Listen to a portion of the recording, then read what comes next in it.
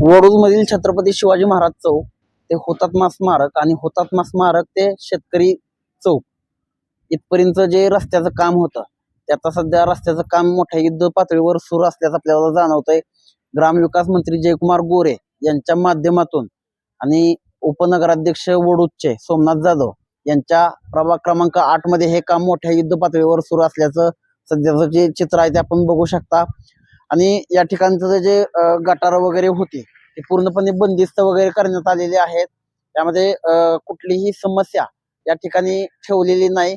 या संदर्भात आपण या ठिकाणचे नागरिक आहेत आकाश जाधव यांच्याशी आपण संपर्क साधणार आहोत. नमस्कार, मी आकाश जाधव. गेले 1.5-2 महिन्यापासून पाईपलाईनचं काम चालू होतं अमृत योजनेचं.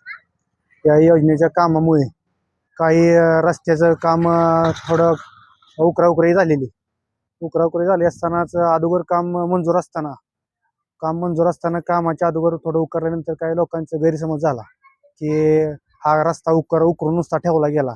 असं काही नाही. ह्या रस्त्याचं काम मजबूती चांगली होण्यासाठी आणि पाईपलाईन लोकांची सेवा पूर्ण होण्यासाठी, म्हणजे 24/7 योजना पूर्ण लोकांना पाईपलाईन सर्व लोकांना कनेक्शन मिळण्यासाठी ते रस्ता खोदकाम केला होता. काही लोकांचा असा हेतू झाला की हा फक्त इलेक्शन आलं पुरतं काम खाणलं गेलं, असं काही नाही. हे काम भाऊंच्या माध्यमातून, जयकुमार गोरेंच्या माध्यमातून हे काम मंजूर होतं. आपल्या शिवाजी चौक ते हुतात्मा स्मारक कॉन्क्रीट रस्ता, आता हे काम चालू झालेलं आहे. आणि आजूबाजूचं साईड रस्ता वाढलेला आहे. कमीत कमी 4 ते 5 फुटांचा रस्ता रुंद झालेला आहे आणि काम चांगल्या रीतीने चालू आहे. आता AHB झालेला आहे कामाचे. अजून M10 M30 शिल्लक आहे. अजून येत्या 2 ते 3 दिवसात काम पूर्ण होईल. ते 1 ते 2 दिवसात पूर्ण होईल.